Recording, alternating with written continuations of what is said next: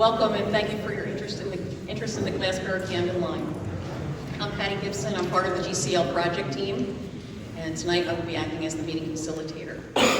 We know it has been a while since you've had an official update in Westville, and we're happy to be here with you tonight. On behalf of the team, please allow me to extend a special thanks to Mayor Sims. He reached out to us to set up this meeting, and we're happy to be here at his request this evening. Mayor? Thank you.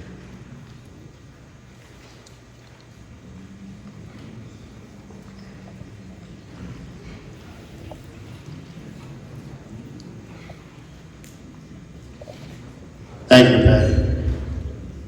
So I just want to make a few comments before the presentation gets started. First of all, I'd like to welcome everybody, all Westville residents and any out-of-towners. You're welcome. This is the GCL's public meeting. It's not a council meeting. It's not a town meeting. It's their meeting. So I appreciate them being here and putting the meeting on. Just a few emergency notifications for unforeseen reasons. If we have to evacuate, emergency exits 1, 2, same way you came in. Hopefully we don't need that, but just to point that out. Also, the bathrooms are on the wall to my right, boys and girls, since we're in the elementary school. So, as Patty alluded to, I just want to make a comment on how this meeting came about. So, your borough mayor and council, we haven't heard a whole lot from the GCL over the last few years, other than the impact study that we reviewed for Westville.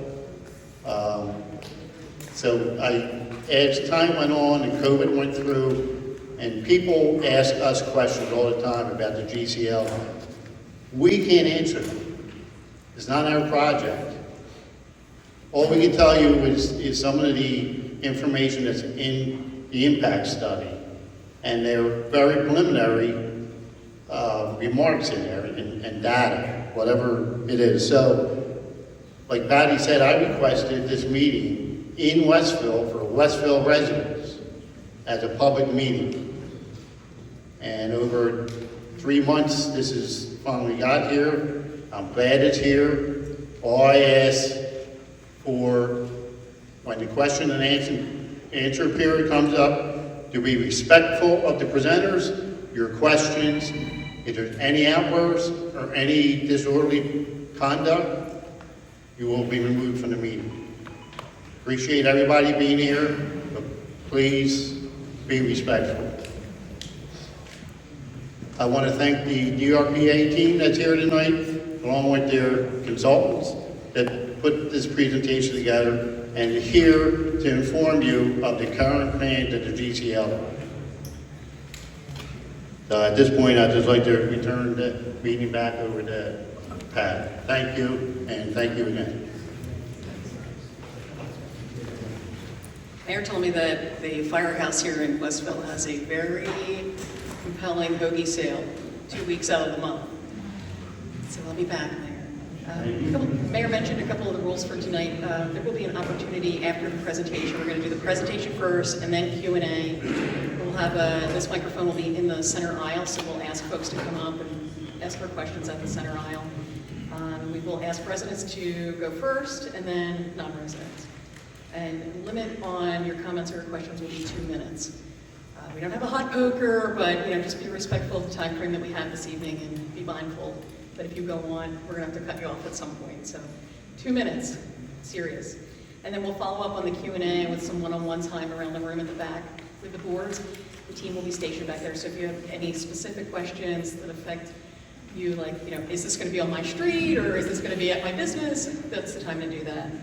So again, to reiterate what Mayor Sims said, we just ask that you be respectful of the time and of everyone's participation tonight. With that, I would like to introduce John Hanson, CEO of the Delaware River Port Authority. John has been in the role since 2014 and he emphasizes stewardship and public service as the root of the authority's mission and purpose. John, please.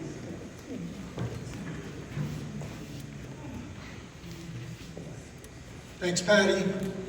Mayor Sims, members of council, residents of Westville, other members of the public, thank you for the invitation to be here tonight. You will hear hear from members of the team who's charged with bringing this project about. I can report to you, though, that the project is underway. We've received the first $200 million in funding from the South Jersey Transportation Authority, awarded a contract for about $58 million to South Jersey Transportation Partners, who is the team that is working on project management and preliminary design. They're here with us tonight to help answer questions. And now I'm going to let you hear from the team, being led by DRPA Senior Engineer, Dr. Nicole Ackrock.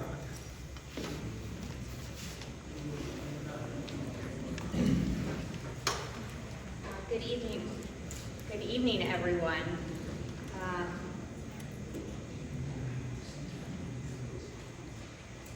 Sorry, I clicked on the keyboard too quickly. Thank you. My name is Nicole Ackrock. I will be going through our presentation today with my colleague Keith McKenzie. So again, thank you for your time. So we'll get started with our agenda.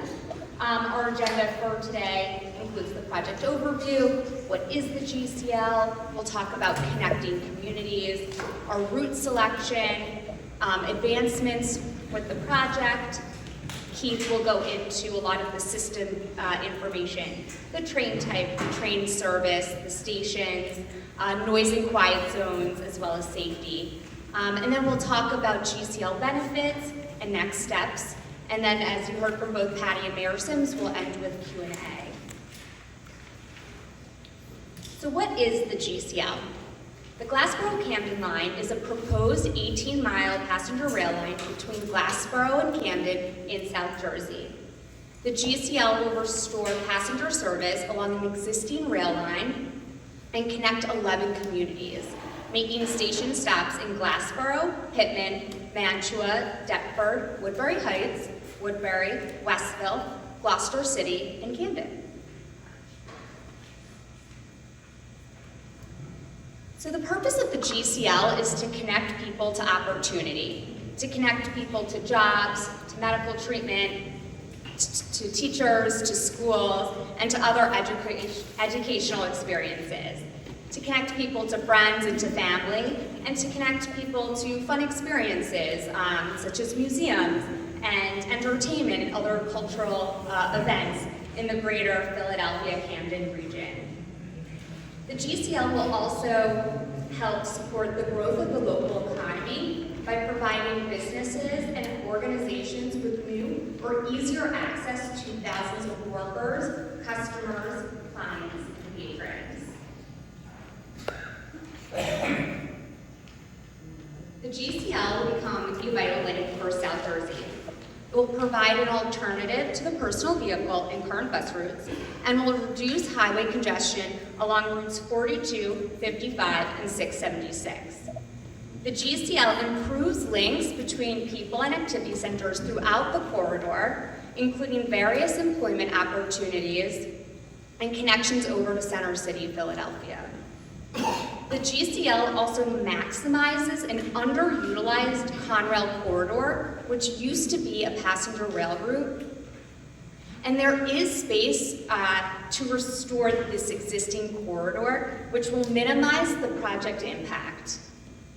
Ultimately, the GCL supports both state and local planned growth initiatives and will promote economic development in South Jersey.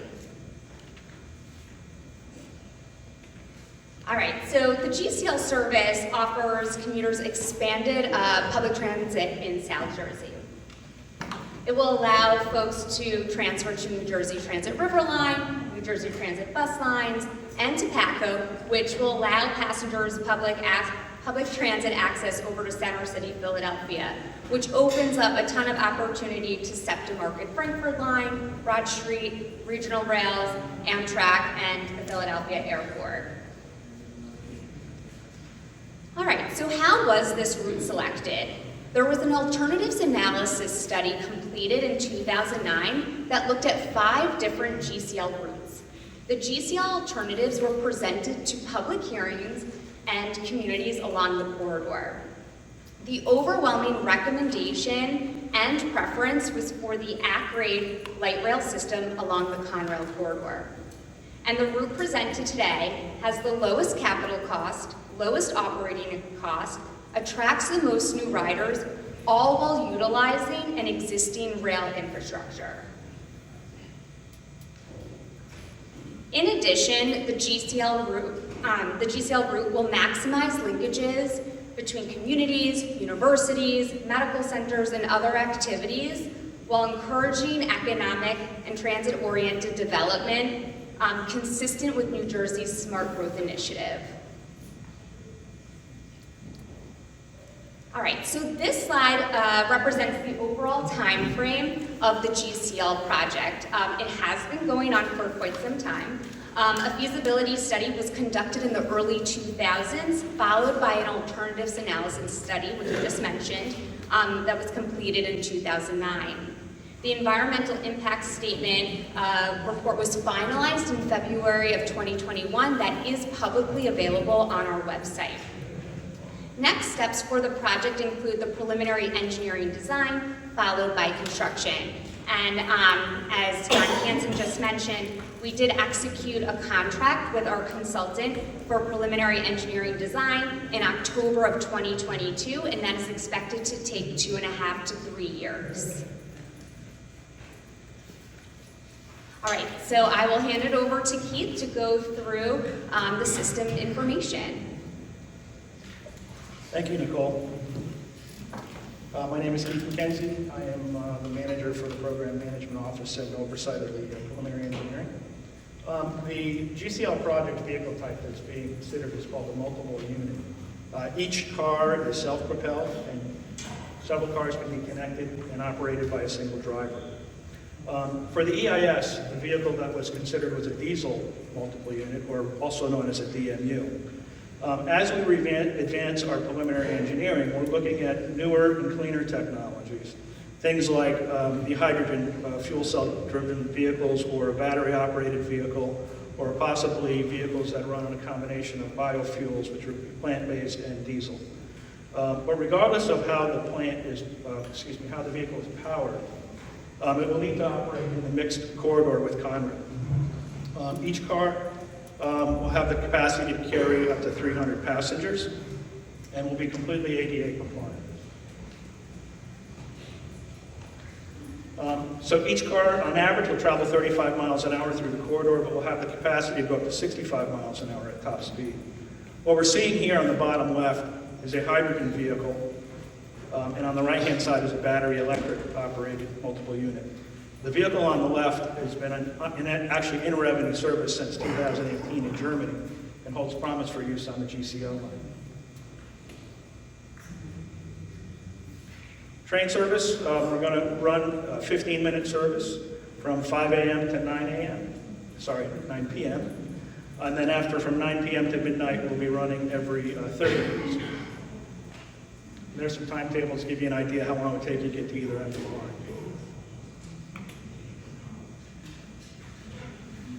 Our stations vary between small walk-up stations in the center of existing communities and park and ride facilities built near major roadways.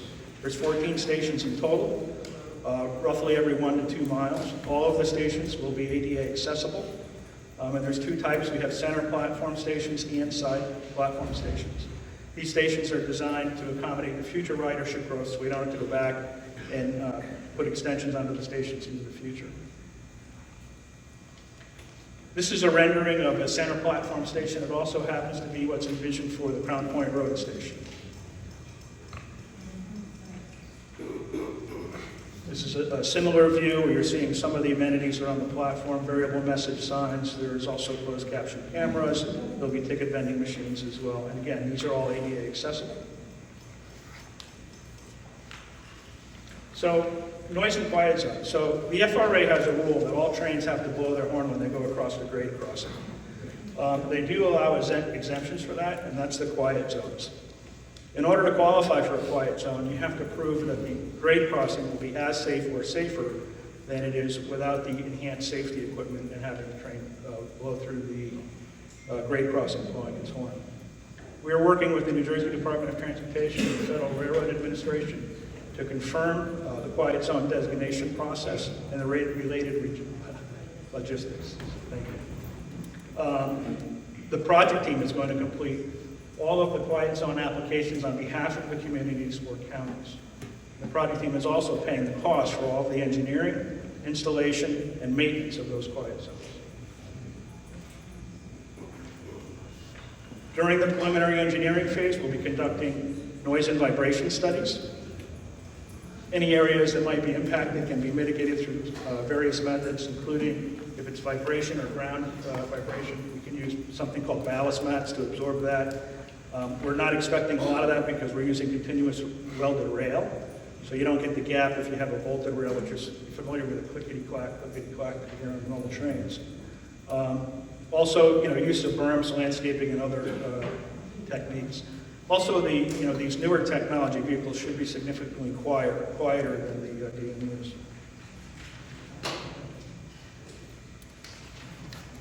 We're also going to include some safety enhancements at each of the intersections, regardless of whether the town wants to pursue the quiet zone designation. So we'll be using the 4-quadrant gates on the image that you see behind me. If you could imagine only the approaching directions had the gates, cars that are in a hurry or impatient would be able to zigzag between those down gates and cross and create an unsafe condition. So there's an image of a 4-quadrant gate. Also, it has pedestrian gates that come across the sidewalks to help protect pedestrians from accidentally stepping in the way. We'll also use enhanced signing and try to encourage pedestrians to cross in a safe manner where the train operators can expect them.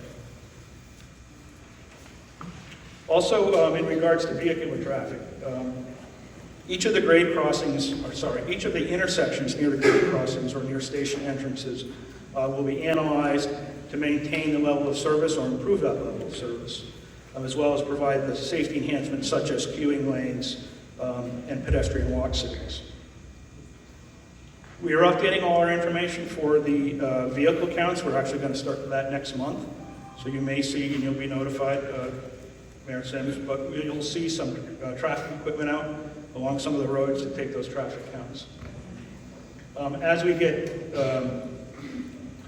closer to revenue service and testing and commissioning, we'll also have an outreach for the public for public safety and awareness for various programs. There's an Operation Lifesaver, for example, is one of the ones that are commonly used.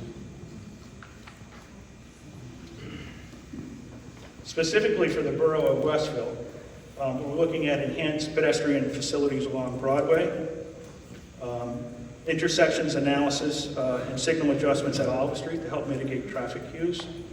And just a reminder that the 2-car GCL train will pass through a grade crossing in less time than a typical light cycle.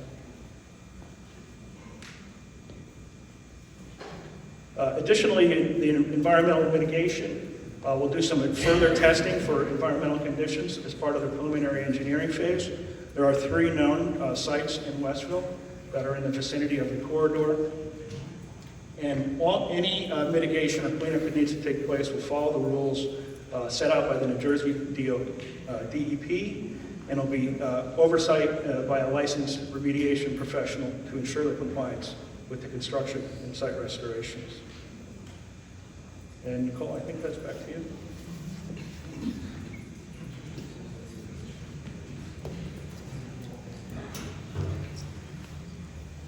All right, so the GCL will soon become a new source of employment to the surrounding communities.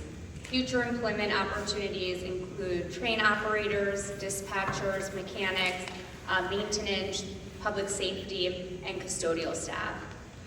And also during construction, that will require various trades and specialties as well.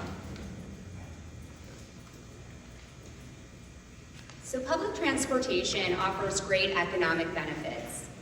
Pulling data from a recent active publication offers compelling statistics, and I'm going to read directly from this so I don't mess up the numbers.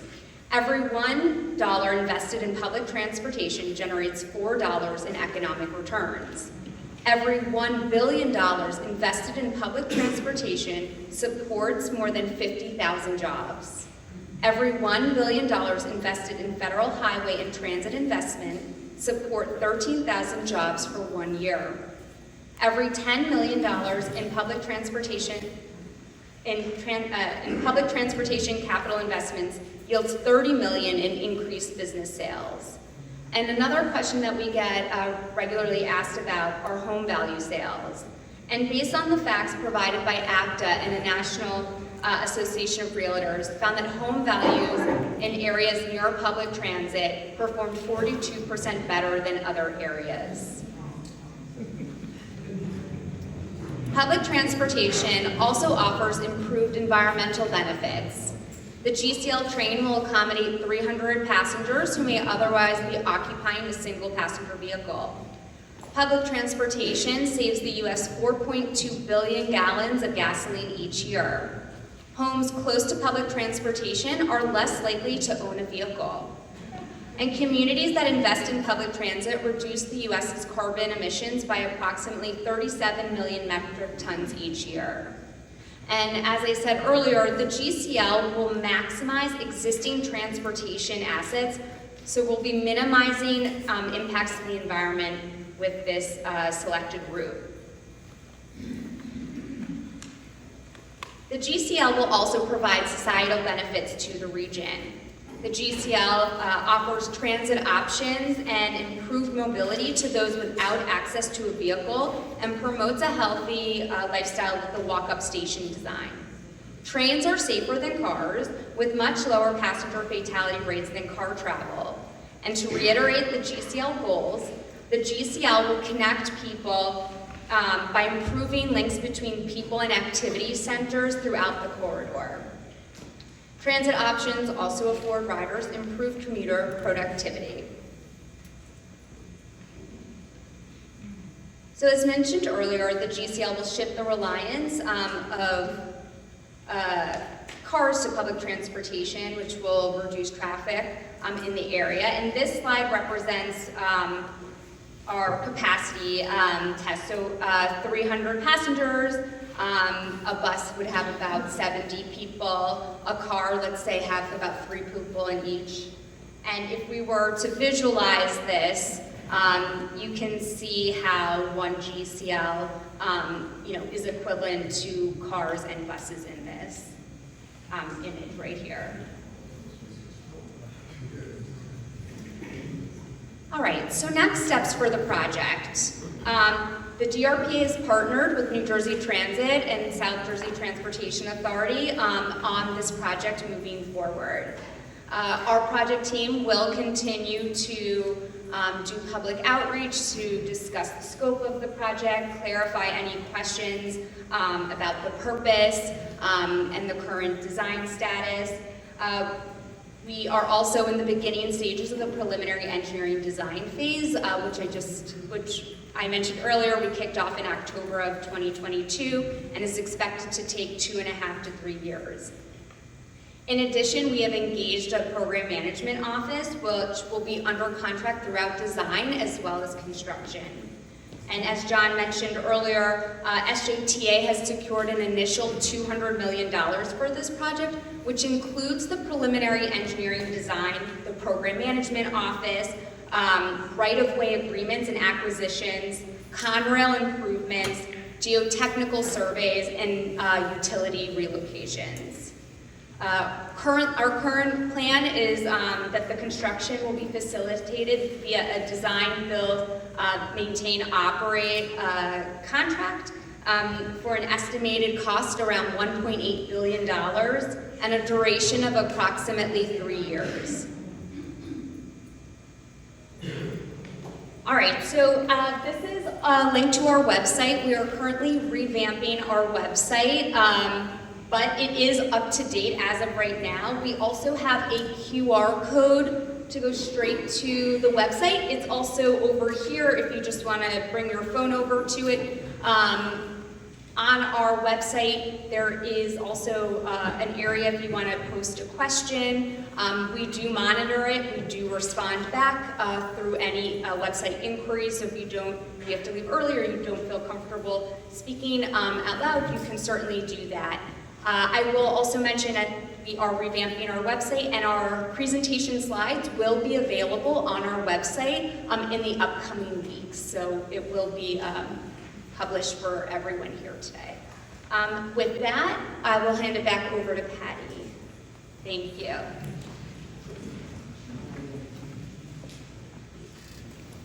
Thank you, Nicole.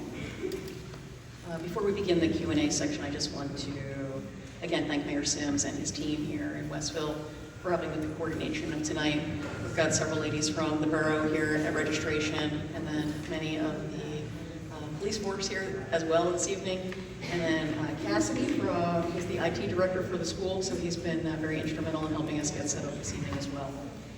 With that, we'll begin the Q&A portion. So I'm going to move this microphone out into the aisle. I'm going to hand this microphone to the folks at the table. And we're going to start Q&A with Mayor Sims.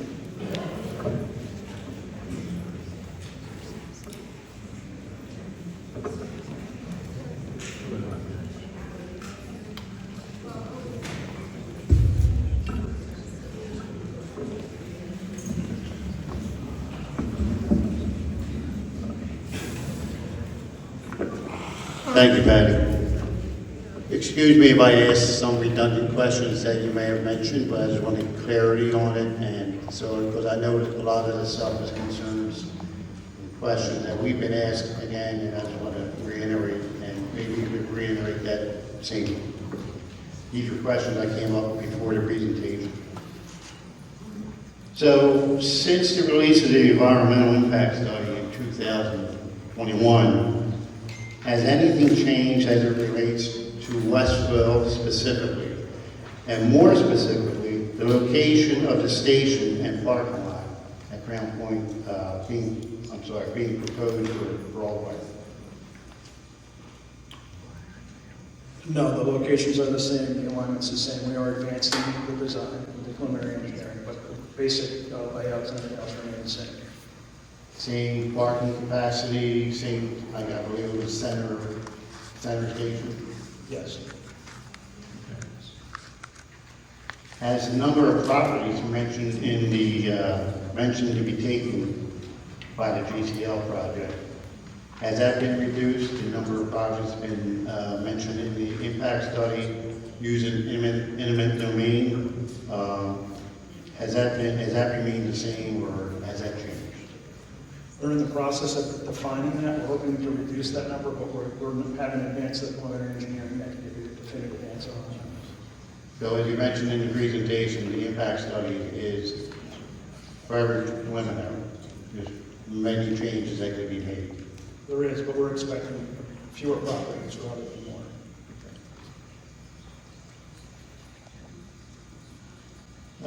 Let's see, you already mentioned. Broadway, where the proposed parking lot going, is prone to extensive flooding. Is that going to be addressed in this project? That's been flooding before me. Before I was even born. That's a major problem in town. We have a major problem in town with flooding. But that specific area is prone to flooding. We can't afford to fix it, and apparently the state can't afford to fix it, but we've been asking them to fix it. Is that going to be addressed in this project and corrected? So the area that the parking lot will occupy will be designed to not make the problem any worse and to store the water that would fall on the parking lot. We also know that primary flooding, or a lot of the flooding, is tidal, which we really can't store the Delaware River. So that has to be designed. We're going to raise the elevation of the parking lot, include storage underneath it, as well as for accommodating for the tidal flood, probably through resiliency. Because like I said, we can't hold back the river. But it's being looked at. So It is absolutely. the correct procedures and the best we can. We're hoping to correct it forever, but one of us ever will happen.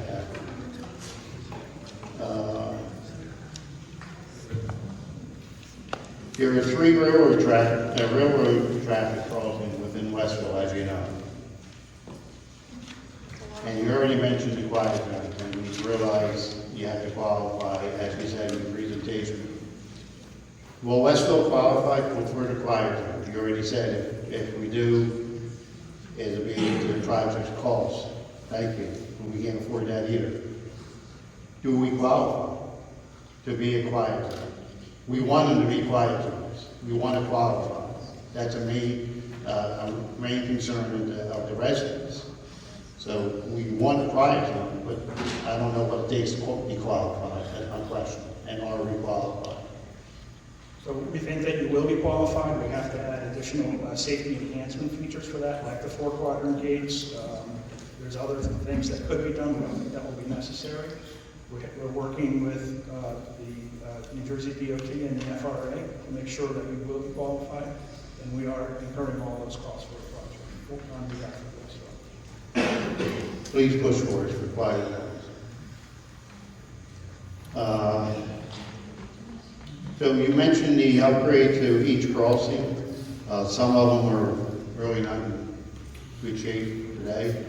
And you mentioned new traffic signals, train signals, safety signals, the whole bit, which is all be upgraded. It was brought to my attention today, a question at Owl Street by the firehouse. When Conrail passes there now, it ties traffic up in the middle of Broadway on Owl Street, east of Firehouse on Owl Street. Is it even possible to put some kind of signal on Owl Street, east of Broadway, to warn that this train is coming? Because there's nothing there now, and traffic just sits in the middle of Broadway. If we can curb people from, if they see a train at whatever the message would be, flashing, maybe that can help with the flow of traffic in that area. That may help with traffic flow. It's something we can look at. Quite commonly you'll see in areas that have poor sight distance, for example. Even though this is different, you're actually trying to avoid taking a left-hand turn. But you'll sometimes see an advanced signal, red signal ahead. So, we can look at some kind of signage that would say, train crossing or something like that. It would be unique. But as far as traffic control and train control and coordinating that with a, let's say a variable message sign for now, it's not going to be that, but something unique. That's certainly within the technical range of. Right now, once you're committed, you're committed. There's nothing in advance to tell you. All the signals are right at the tracks, right at the cross. So you're talking about trying to avoid taking a right-hand turn Right. on Olive if it's blocked, right? Stay out at that intersection and then Correct. We go left or certainly- right. That's great. What is the maximum amount of train cars that will be connected one another at the peak time of the train as they're coming through town? And the reason why I ask that is, will the total length of the cars, whatever the total length at the peak hours, will that length block any of the crossings, more specifically at Crown Point Road, but that's the closest one to the train station? I'm just looking at traffic, so I'm hoping it doesn't block that for unloading and loading passengers. No, the maximum trains are going to be 2 cars, and that will not block more than a single intersection. And when it's at the station, it will not be blocking any of the cross streets. So we'll put it out there because that's another concern about emergency vehicles, fire trucks, police, whatever. It's not going to block our intersections other than moving, That's correct. which would be a couple minutes, if that, right? That's a concern, just wanted to put it out there. And you also mentioned the economic growth possibilities in your presentation. Is there a study or something like that we can actually look at and see how it would affect Westville itself in economic growth? Is there anything we can look at? So that was from a national ACTA study. I believe on the boards back there, there's a QR code that will take you directly to the ACTA website or directly to that report. But I think that is something that we possibly look at specifically for Westville. We have not done that yet, but as Keith mentioned, we sort of just kicked off this next phase of the project only a few months ago. It has to be done, because I know the train going all the way to Glassboro. I ain't worried about the other towns, I'm worried about Westville. So if there's anything that you could show us on the economic growth for our town, our businesses, that kind of stuff, it'd be nice to see. Thank you. Noted. And lastly, we get asked many times, is a GCL line really going to happen? I don't want to read this, but I want to get it correct as I typed it. So we get asked if it's really going to happen. My answer to the residents is, we don't know. They've been trying probably for 20 years to put this train through. But it seems to be closer now than reality than in the past, right? So, given the opposition that you hear to the GCL line and today's political climate, is the GCL line really going to happen this time? I know you got the fundings more than ever, but, you know, is it really going to happen? I don't know if you can answer that, but I wanted to put it out there. And what is the timeline that it is going to happen? Yeah, so thank you. So the facts that you stated are correct. It's been around for a number of years, and we are much closer now than we've ever been. The answer I will tell you is we completed an alternative analysis. We completed the environmental impact study, and we now move forward. We have $200 million in funding to advance the preliminary engineering design, and we're working towards the premise of completing this project. We, to your other second part of your question was the timing. And the timing is, as Nicole said during the presentation, we have about 2.5 to 3 years to finish the preliminary engineering design. And we're going to look to roll right into the design, build, operate, maintain contract. And we look at that to be another 3 years, say. So we're looking, our time frame, our schedule that we're working towards now is somewhere have an operation in 2028.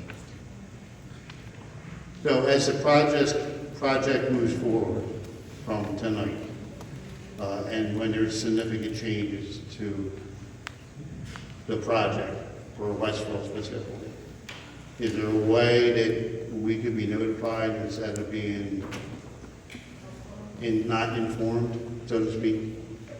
Yeah, absolutely. So you see the project team up here. This is the team that's working on this on a daily basis. We're co-located in our DRPA offices, as well as the staff that they have at their own respective organizations. And we're proceeding on this project on the schedule that we laid out, that I just explained. We will be out. We're out here in the public today with this meeting, and as the preliminary engineering design advances, we will be out to each and every community again as we continue to progress that preliminary engineering design. So, and if there are any changes along the way, we want to fit into the fabric of your community. Right? The intent is not to come here and disrupt any plans that you already have. And to that extent, we're going to be working in collaboration with you and your elected officials and your your residents and your constituents to fit into the fabric of your community and understand what's important to you as we design this for your town. And lastly, I would just like to say, right before this meeting, I was asked, do I support the GCL? And my answer was, I don't know, because this is what this meeting's about, and to be educated and informed about this project. And my exact word was, don't listen to social media. Come here and go to the other meetings and get the information right from the project team. So, thank you. And with that, I'd like to open up to the rest of the council, if they have any questions. Council, if you have any questions? Mayor Sims, just on your last point right there about listen to what the team is here. We obviously invested a lot of time and effort to prepare and to come here today, and that's the other reason why we're here taking these questions. But we're going to have one-on-one discussions with those boards to really present the material that we have today. So thank you for that opportunity. Thank you again. Council, anybody from council? Of course I do. I have a couple of questions. First of all, you mentioned LSRP for remediation, and there's known sites. Again, I'm not 100% because I wasn't reading your PowerPoint, but do you have known contaminated sites that you have to investigate? There are 3 sites identified. And can you tell me the locations other than the River Drive crossing, which I'm sure right at that power plant? I know that there's an old Sunoco station on the other side of the tracks from here.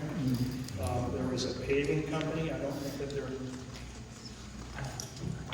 business any longer. And the last one, Frank, is Cornell. Oh, Cornell. Cornell, okay, but not the power plant that existed on Little River? That hasn't been identified yet. But we are That doing might be this. something that you will look at, because that's back in the day, that's what it was. And who will bear the cost of the remediation? For example, if I own a business and I contaminate the ground, and it's proven to be my fault, I have to pay for remediation. I was the public works director here for years. We had gas tanks removed. We still have, it's not abated yet. Since 1989, we still have been dealing with LSRPs and the state under the UST program. Anyway, the point is Westville had to bear that cost. Who bears it if all these, Sunoco Station, the power plant, Cornell, well, they're still alive, but are not there to pay? Who pays that? So once we identify the sites, which we have 3 preliminary, we have to do some more investigation. Because like he said, the Sunoco station's on the other side of the track. We might not even touch that property, but the other 2, we'd have to work with New Jersey DEP, determine, that it's definitely on their list, where in the process they have it on their list. Are they going after the owner? Is there already, legal processes in place? But for the town,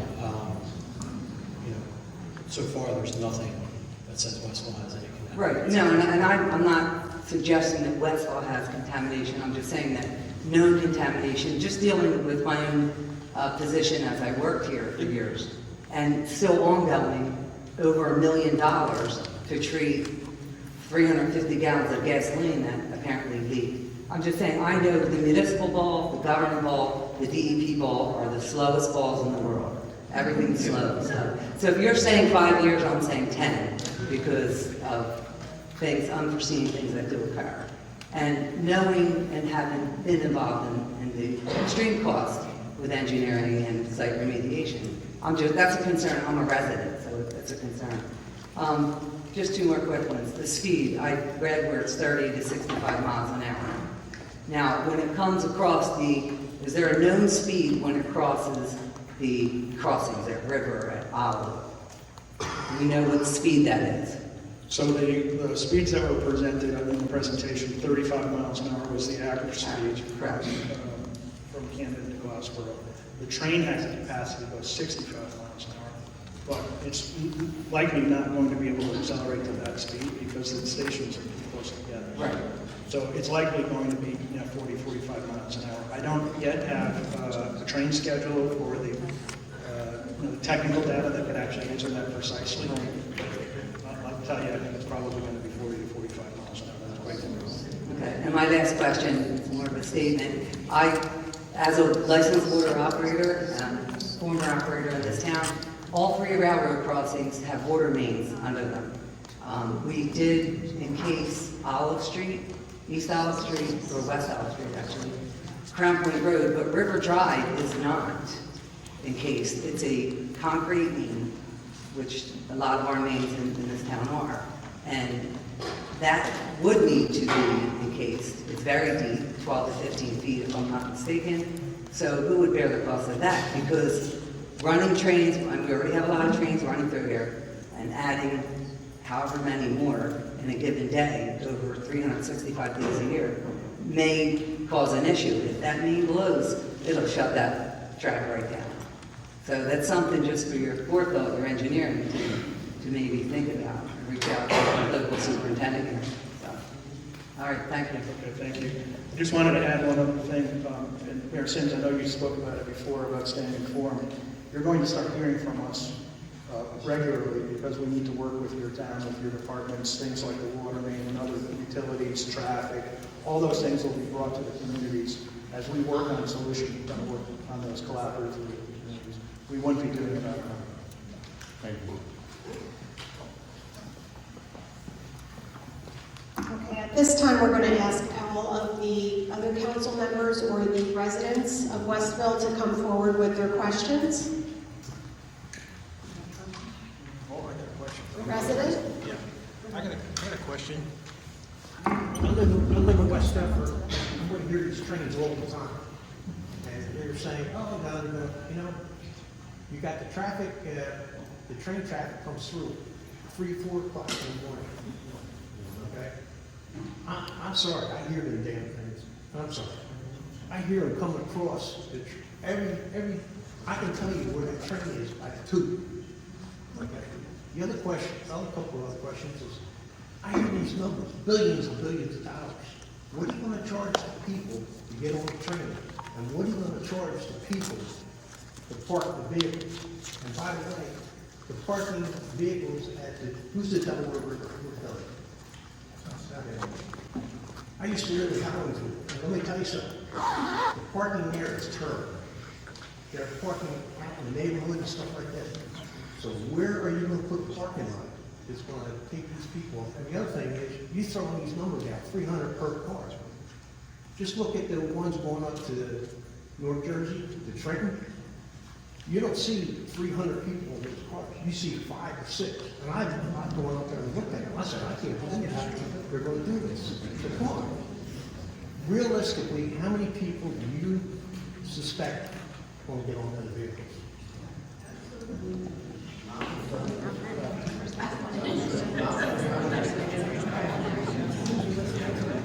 So we have ridership, that was in the EIS. A little closer. A little closer, can you hear me now?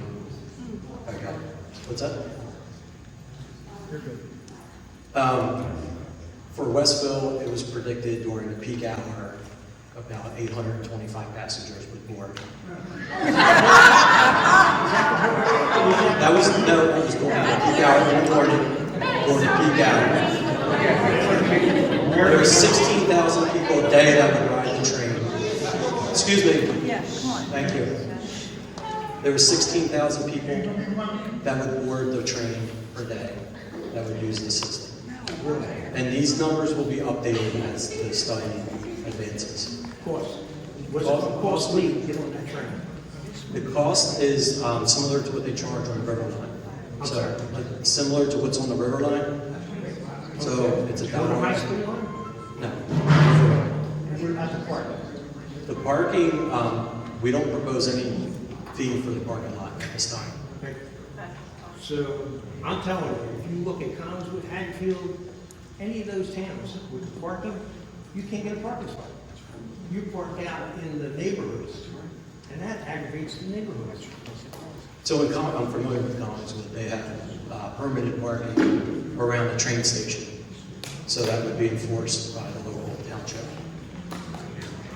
And just one question. Is there going to be security on those trains going to Glassboro and Camden? Yes, there's actually a board in the back about that. There's going to be cameras, there's uniformed police, transit police, as well as regular clothes police that ride the trains. We have time for 10 more minutes of questions, I believe, so. No. After that, the questions will be answered at the boards in the back. We'll have an opportunity to ask questions. Okay, I live on West College, and it floods every freaking day. It rains a lot. It's not fixed. They've tried. The state's coming, haven't done a damn thing. And my thing is, I have to go to the opposite side of the road to get down my street so my car doesn't get messed up. And the other thing is, when there is a train going by, everybody wants to get on Olive Street, West Olive Street. They come up 130, and I can't get in my damn driveway. And I almost hit people, because people can only drive or park on my side of the street. So they're coming up, and I'm trying to go down, and I have to try and back into my driveway. You know how easy? That's not easy. And nobody knows on that end that there's a train coming. And 1:30, the mayor brought something up about the other side of notify people that there's a train, one should be down on 132, because they can keep going if they want to, but they don't, they come up. So I don't know how long the train's going to go, but let me tell you, regular freight trains, it's a while. And they back up, and they block, and they back up, and they block. Now, I know you're not going to do that, but if you're putting a berm in, fix my roof. Fix my roof. I don't want a flood, and I am the lowest in the block, so I don't want to flood every freaking time. Water coming down that berm, coming onto my street, then you can pay for my house, okay? That's what I have to say. Fix it.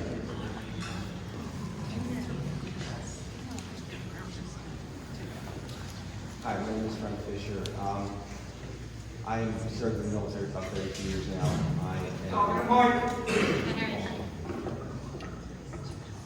Roll call here. Sorry about that. My name is Frank Fisher. I have served in the military for about 32 years now. I'm currently serving in the Army Reserves. I'm an Iraq and Afghan war veteran. And my question is, I believe in the American dream, living in peace and having a house. What do you say to people you're going to be taking their houses away from eminent domain?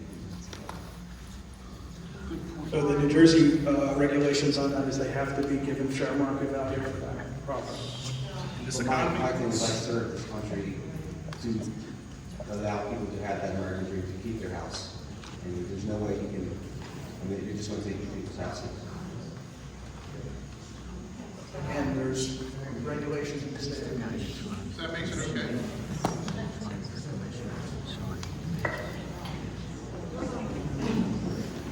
So thank you for that question. So there are minimum takings, so we understand that that is an important factor here.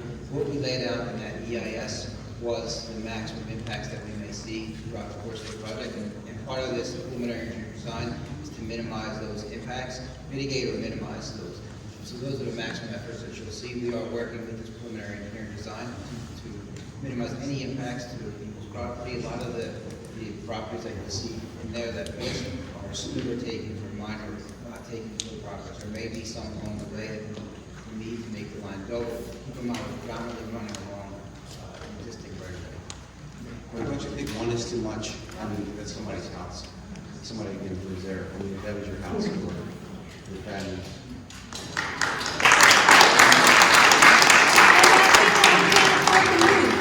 That's the only place. Yeah, you're giving them fair market value, but the market's so high, they have no place to go. Just one more question. Ultimately, this will be a tax on us. There's no rail system, I know, that doesn't require some kind of funding from us. So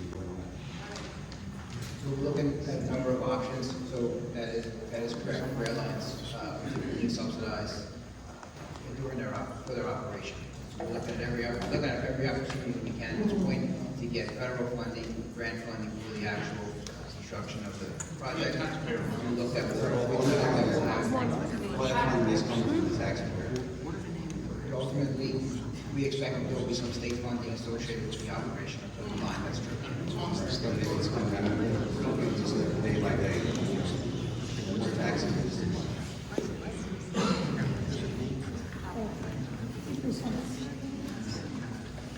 I work in Gloucester County EMS. I work in every town. And you're saying you're putting a rail station. Closer. Get closer. I know the impact on just a Conrail system going through. Now, you're saying every 15 minutes. That's every 15 minutes per train. So that means every 7.5 minutes, those things are going to go down. That is going to make an impact on our EMS service.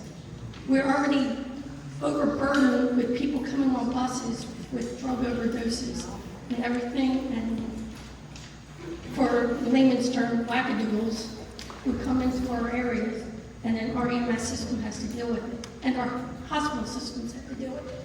Now, you're saying every 7.5 minutes those things are going to go down, which means we only have maybe 10 minutes at the most to get through these. Time is brain, time is heart. You know, what are you going to say to these people when the extra 3 or 4 minutes we wait at a railroad station, their family member is unconscious, unresponsive, and dead. And now we can't revive them because that few minutes of that train coming through that we don't need. I mean, what are you going to do about our residents?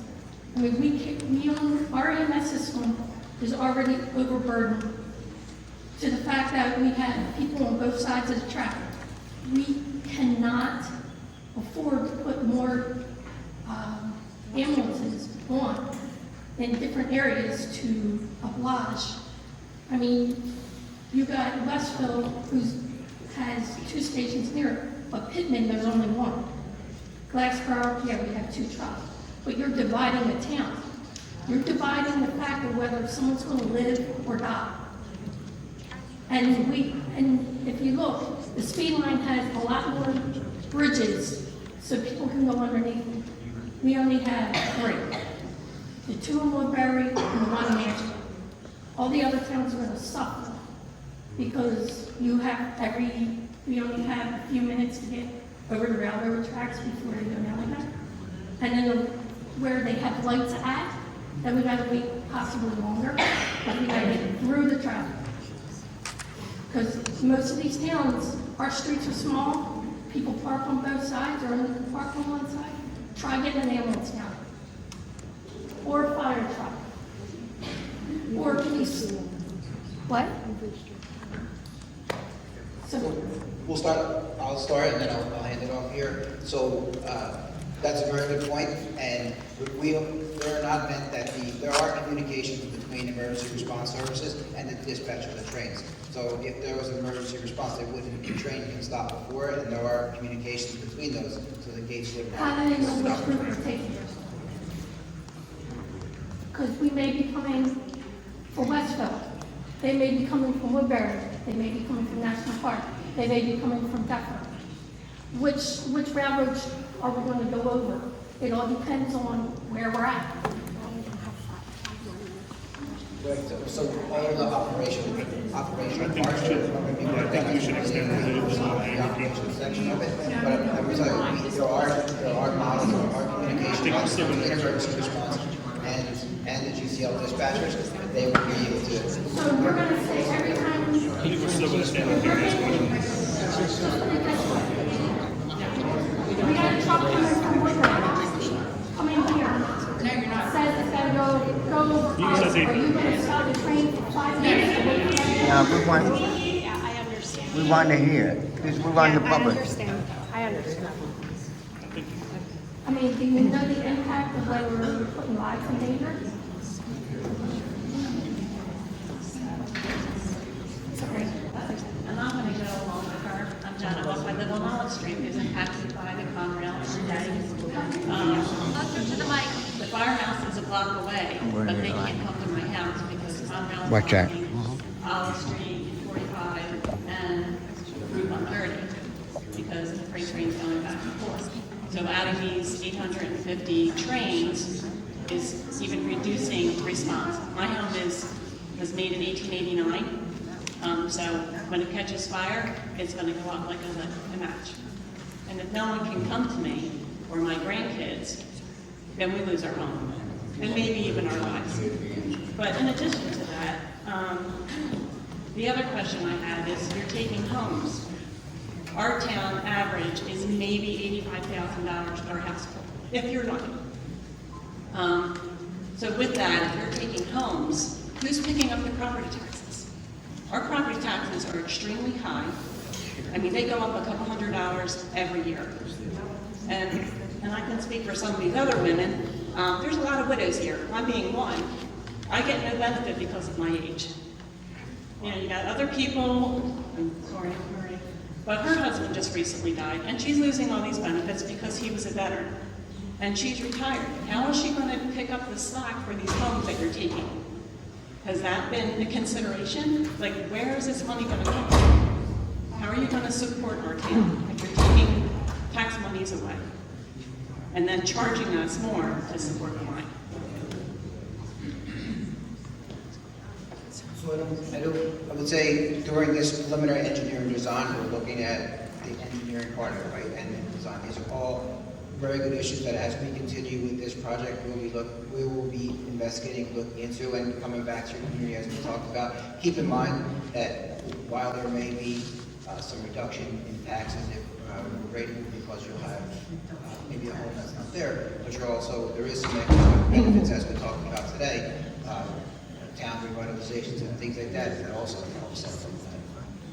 I don't know that you can revitalize it, but I mean, it used to be a pretty happening town back in the day, but when you have the malls and all these large stores, it destroyed our town. So I don't know how this is really gonna be what we need to lift it.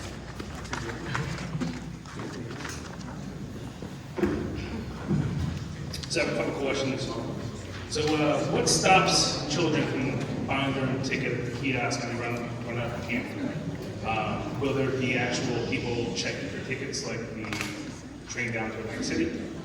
Other than that, is it true that if we do not qualify for a quiet zone, it'll be up to 800 horns a day? And then how will the tracks be inspected? By a physical person or by lasers or whatever? And then what happens to the Conrail train during the day, and what hours will it be pushed to after the GCL? Okay. I can't answer your question on what stops children. I don't think there's an age limitation on riding mass transit. Hopefully it's their parents. So that work, they get off school. So the hours per day on the northern section, which we are on Conrail is not restricted from operating, so they're going to operate like they normally would. We are operating in a single track in this section. The second at the station is a double tracks. So I don't think Conrail is going to be pushed anywhere in the northern section. Track inspection can be done by multiple ways. A visual inspection is a very good way to inspect the track, and it's not uncommon in the maintenance of those railroads. They also have rail brake detection, so that the rail snaps no longer is continuous, as you could imagine. So there's ways to check that for lack of continuity and electrical current. I'm sorry, there's another question about Conrail, Ken? Well, no, you answered the one, but why does the River Line have any quiet zones? And what makes us think Beaver has any? I can't really speak to the rural one. I think they do have some. No, not a one. Perhaps they didn't plan it from the get-go. Yeah, so we're doing this as the initial. Okay, so why are you so confident that we qualify for it? Because of the amount of safety equipment. And then the next question is, at what point will this train actually be profitable and not a burden on the town? Most mass transit is subsidized. I don't know that the burden falls on the town. I don't believe it does. But mass transit doesn't. Falls on the taxpayers for sure of the state of New Jersey. So it won't be profitable. So $2 million, Mass transit $1.50 a ticket. Mass transit is 11 million people going through the. So I don't think it'll be. Thank you. Good job. Thank you. Quick question. How many homes along Broadway are you guys going to be taking? Because everybody along Broadway got eminent domain. So how many homes do you guys need along Broadway? So at the station location, which is, I believe, the only place where we have any Where's the station located? it is on Broadway, right in Willow, between 326 and 400 Broadway. So my home, Catch Creek. I live at 351 Broadway. I just bought that house 2 years ago. Beautiful home.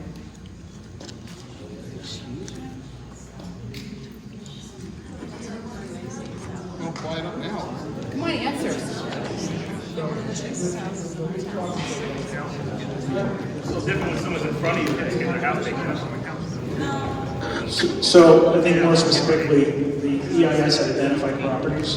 And if you want to see if your address is in there, it would be in the EIS. You just said it. All the way from 400 to 326. Along Broadway. I live on 351. I'm not sure that's accurate. I already got the eminent domain. There you go. And I'm sorry, I don't have the addresses in front of me, but it is.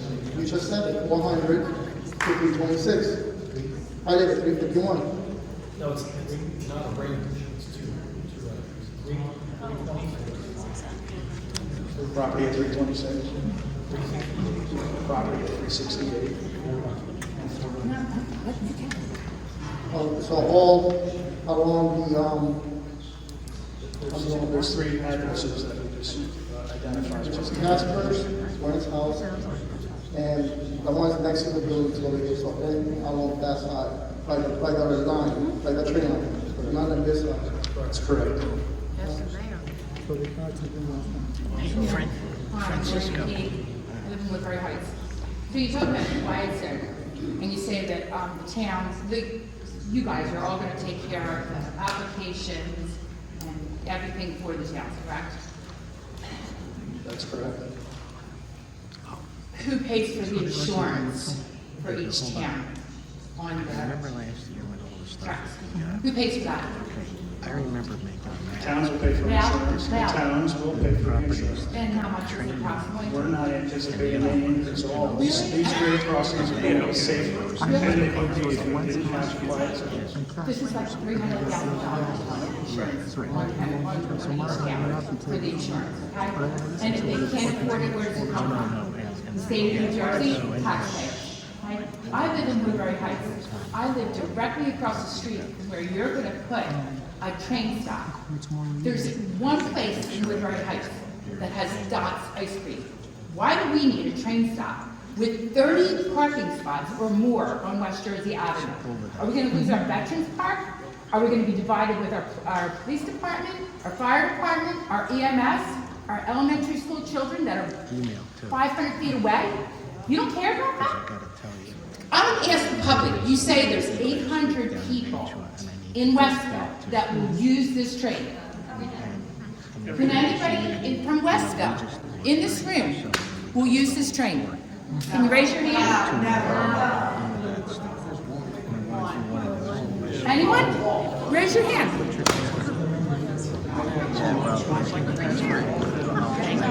I might not lose my house, but I'm going to have a mess in front of me. And you people sitting up here don't give a darn shit about anybody in all these towns. 18-mile train that's going to nowhere, and you're telling me 800 people from Westville are going to use it daily? Have a good one. I'll talk to them.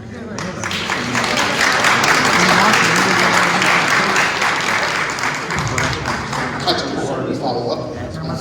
My name is Commissioner Chris Connell from Gloucester County. I have a couple questions that I get asked a lot. I'm hoping you guys can respond. I'm going to ask one at a time so I can just put my answers in so I have them.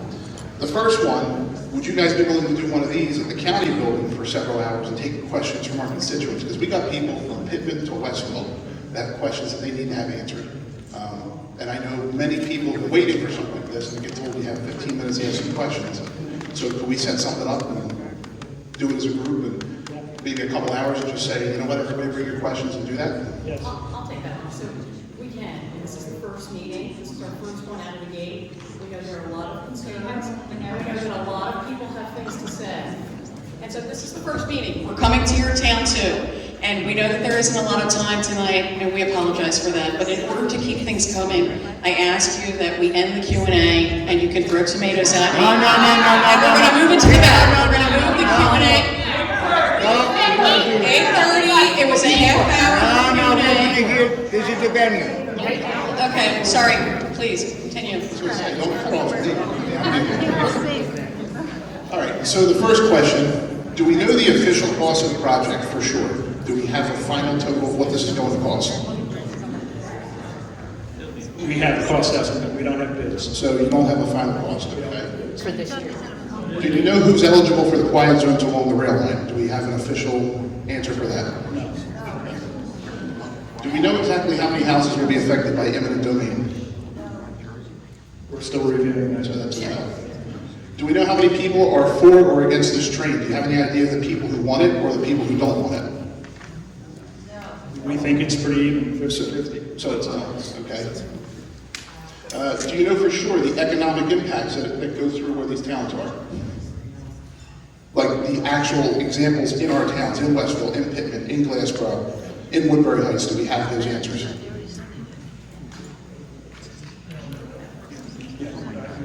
So that's a no too, okay?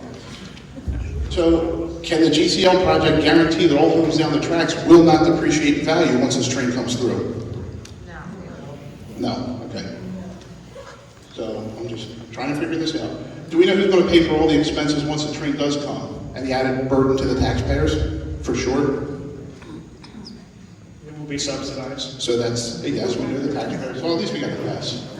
And last, where did you get the study of 800 people who are going to board a peak in Westville?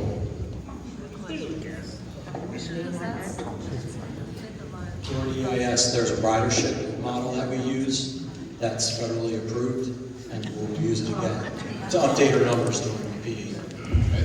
So just to run it back, we don't know what it's going to cost. We don't know who's for or against it. We don't know the economic impact. We don't know that people's houses aren't going to go down. We don't know what people want to ride it. So why are we going through with this project at this point?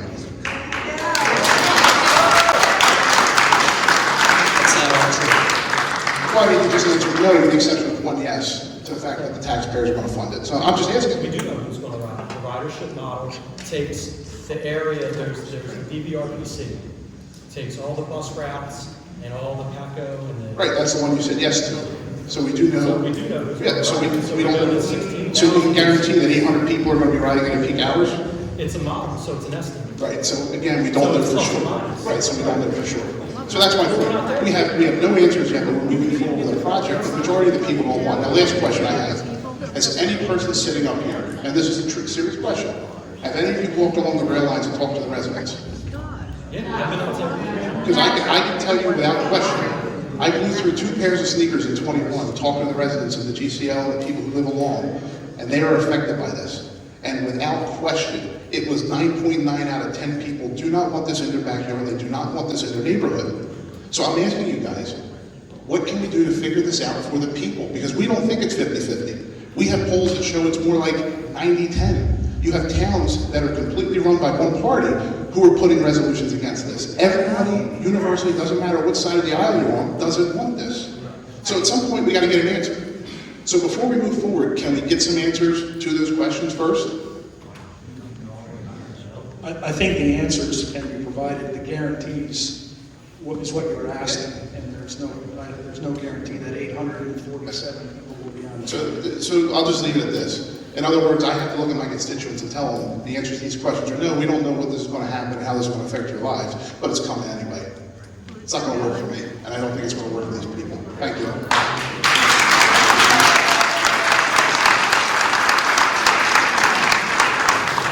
My name is Anna Chanda, and I just need to clarify a few things here. I noticed that we love to quote 2019, I guess it is, figures about how much things are going to cost and what's going to happen.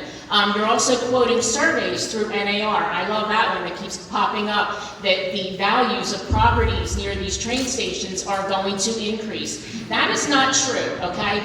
Long Island, which is a very successful railroad going into a major city, saw its first decreases in properties located adjacent to Long Island Railroad stations. They saw their first decreases. We are living in a different world post-COVID, okay? Very, very, very different.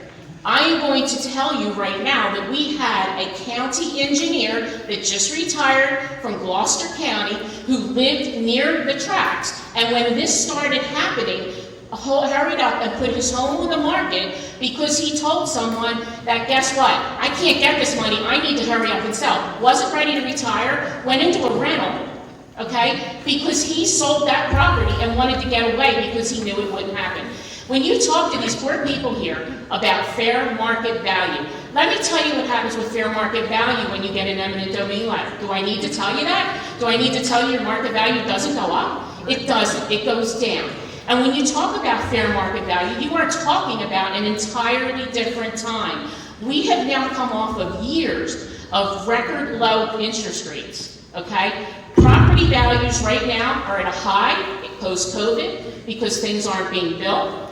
We also have low interest rates, if these people paid 2.8% maybe on their mortgage right now, and you're telling them they're going to get fair market value, how do you make them whole? How do you make someone whole that had a 2.8% mortgage? Now you're giving them the market value after you handed them an eminent domain letter, okay? What's that market value? It's full. Because now they're going to have to go out and pay maybe 6, 7% if they're lucky for a mortgage. That's a big difference. You need to make people whole. That is what is talking, when you take somebody's property, you need to make them whole. This isn't like in the past where things were pretty stable and, you know, people went out and they got that fair market value. This is very, very, very different, okay? Again, they never plan to move. Moving expenses are high.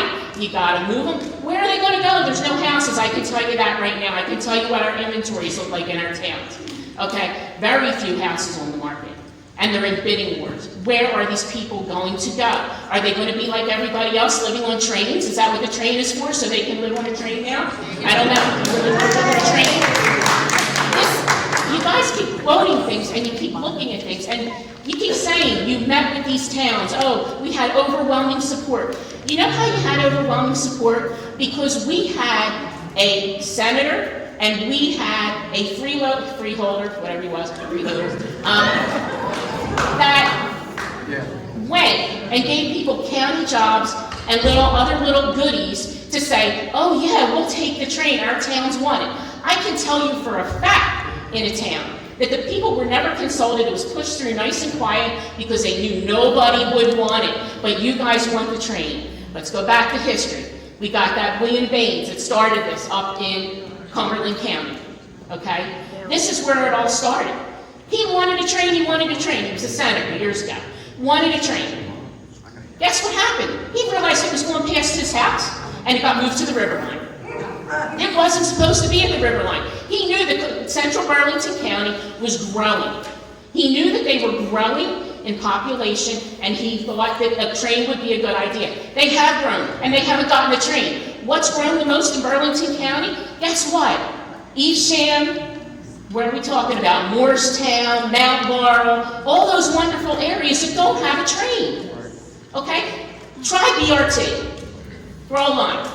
BRT is where you need to be. Dedicated lines that can be flexed to get people where they need to go. They can get to the distribution centers in Logan. You can have dedicated lanes. You can run them on the turnpike. You can run them 295, 50, whatever. BRT is your answer. The train is not. Get with the times, move forward, understand what you are going to be doing to these people losing a home.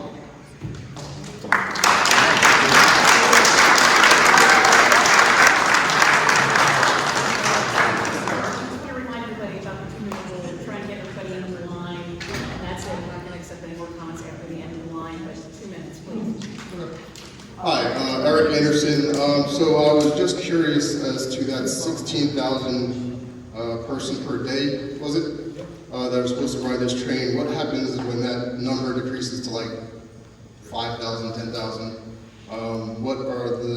Is there a kind of financial contingency plan for that when that happens? Because we don't live in New York City, we don't live in Philadelphia. Where are these people going? Where are 16,000 people going on this line? The 16,000 people get off on various stops, mostly throughout the alignment, I would say, in Glassboro and Camden. They transfer in Camden to the Paco high-speed line and go into the city of Philadelphia. That is the 5th largest city in the U.S., so there's a lot of demand there. So in terms of if the 16,000 riders drop, that could happen. But, you know, it's subsidized, so it's a subsidy. Subsidized by the taxpayers. By the federal government, yeah. The taxpayers? So your tax money already go to the rail lines throughout New Jersey and bus lines. So every mass transit line is subsidized. Okay. All right. So I've sold real estate for the past 10 years now, and every time I've shown somebody a house near a mass transit system, I've never heard anybody say, oh, I want this house as soon as they hear those words. So I'm just curious as to where you got that property value increases number from. So that's from the Board of Realtors and after. So they joined forces and did a nationwide study that you can all Google. All right, we'll do it. Okay.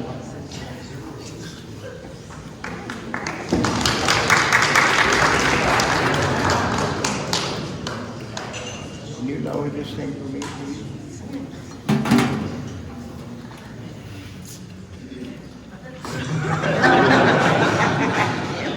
Can you bend it? You don't know? And then you... Thank you. My name is Tony Alverio. I live in Woodbury. I'm a non-resident, but I'm here because, like the young lady said, she mentioned a whole bunch of municipalities along this rail. We are married to each other, whether you like it or not. So although I am a non-resident, I have just as much right as anybody else to be here and give my concern. I would like to ask you a few questions and verify a few facts. Fact number one. Is it true that the trains blast the horns before every crossing? Yes or no? Conrail blows their horn before every crossing. Thank you. Is it true that they blast the horns 4 times, four blasts 4 times at each crossing? Yes. Thank you. Having said that, I would like to ask a question about quiet zone. Is it true that the ultimate responsibility for the quiet zone rests with the municipality in question? We don't think that has to be the case, no. No? So you're saying to me that you, people from the Delaware Regional, you can apply for those quiet zones? We can apply on behalf of the communities. Okay? I'll keep that in mind. Is it true that the municipalities are responsible for building, maintaining, and liability of the quiet zone? No. No. Okay. You are also going to build, you're going to maintain, and you're going to pay for the insurance liability for every crossing in the quiet zone? No. Well, you just said no in one way, and now you say no to the other. So which one is it? Not the insurance. Excuse me? Not the insurance. Okay, so you're not going to pay for the insurance. The insurance is going to be the responsibility of the local municipal areas. Am I concerned? Am I right? As it is today, yes. Okay, now, do you have any idea what the liability for each crossing is? We believe you'll see no increase. Okay, I'm going to give you a number. The number that I got was $200,000 for each crossing, and that's an average we got from the 11 existing life insurances quiet zones in the north. There is no other quiet zones in the state of New Jersey except those in the north. Okay? Next question.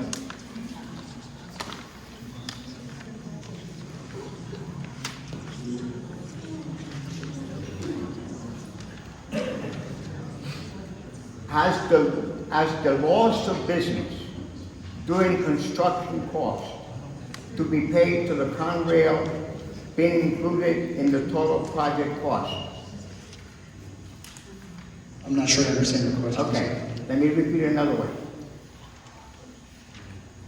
Conrail sent you a letter stating that they really don't like this idea unless you pay for the building and unless you pay for the business loss.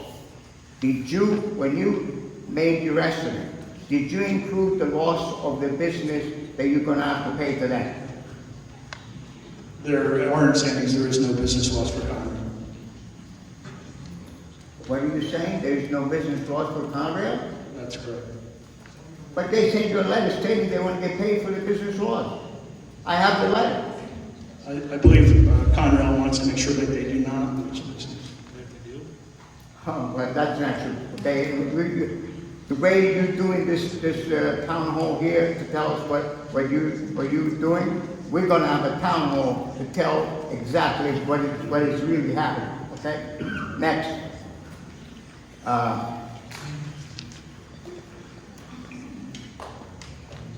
Have you studied the nature of contaminants in the ballast? The ballast is the stone where the rails are located. Have you studied the nature of the contaminants in there? What are the contaminants and what kind are they? We know there are contaminants, and that's this phase of study. We have to get out there and evaluate exactly what is in. So you don't know yet, right? We know the no contaminated sites throughout the corridor that DEP has listed, which include the railroad. But we have to get out there in order to develop our mitigation for that. Okay, so you did all this study, and you're gonna tell us that you're gonna build this GCL, and you don't know what kind of contaminants you got on the ballot as of No, it's today. listed, I said it's listed in the DEP registration. We have to go out there and verify that. Okay, and that's part of this study phase. Okay, well, let me tell you what I did. Because I read your alternative analysis study, and I read the EIS a couple of times. So I was a little curious myself. I went along the rail, I picked up a couple of stones. I looked at them, they were black. I turned them around, I rubbed them, cleaned. Guess what? The other side was gray.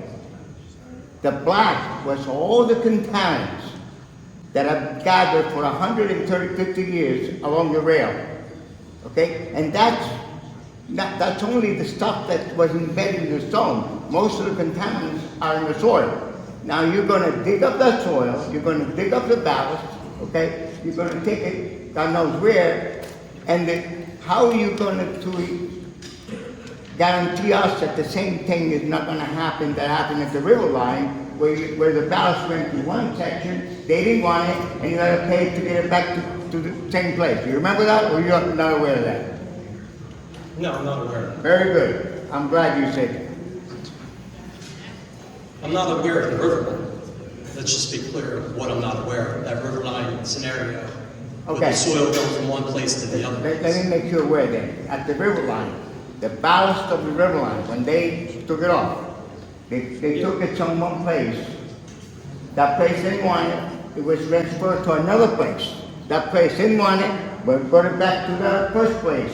All that cost, okay, was unnecessary cost. I understand that was 20, 30 years ago. Yes, yes. So times have changed. So We my have question processes to in you place. is, have you We're going to considered make sure that? we follow those processes according to DEP. Okay, so my question is, have you considered that the same thing is not gonna happen here? Yeah, we don't want Okay. that to happen here. Very Absolutely. good, okay. Next question. 2 minutes. I love when everybody else is 2 minutes except me. I'm asking the right question, and I got the 2 minutes. I understand that. But in case you wanna know, I am... Nobody else got the 2 minutes. Only I got 2 minutes. No, it doesn't work like that. There will be other meetings, sir. I'm going to be courteous, I'm going to job, okay? Because people understand what I'm trying to say.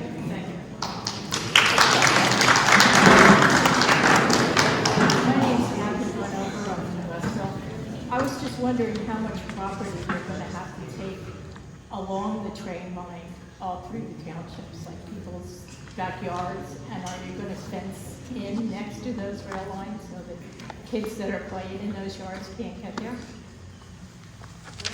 So if we are taking properties along the right of way, it's typically sliver properties. And yes, our intent is to put a fence on the back of those properties to keep those You children. said slivers of Sliver, properties? So do you have a map of what properties they are anyway? Again, the EIS had identified the properties that were possibly going to be needed for the project. We had not yet updated that. We're in the process of doing the preliminary engineering. We'll have more refined designs and more refined needs for property. And do you know when that's going to be? Probably towards the end of this year. All right, thank you. Thank you.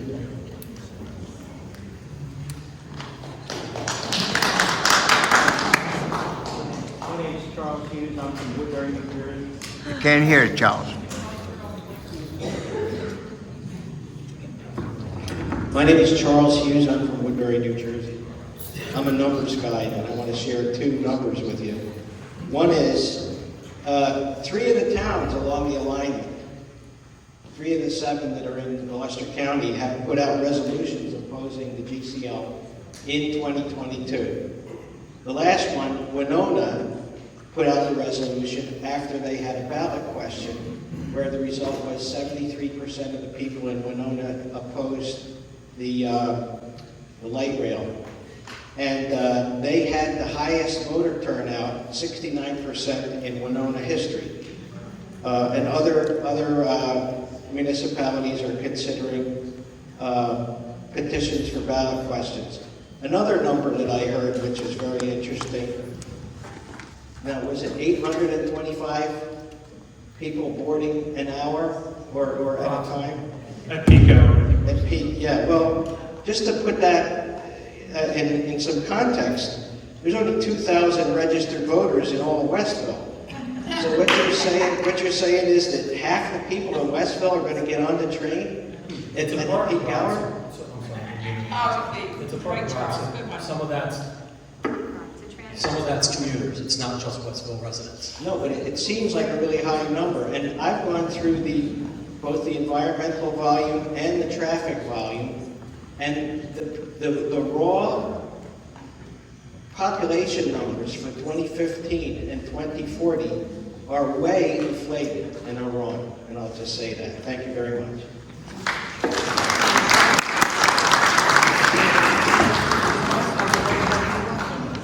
Okay, thank you, everyone. We appreciate your patience with the format this evening.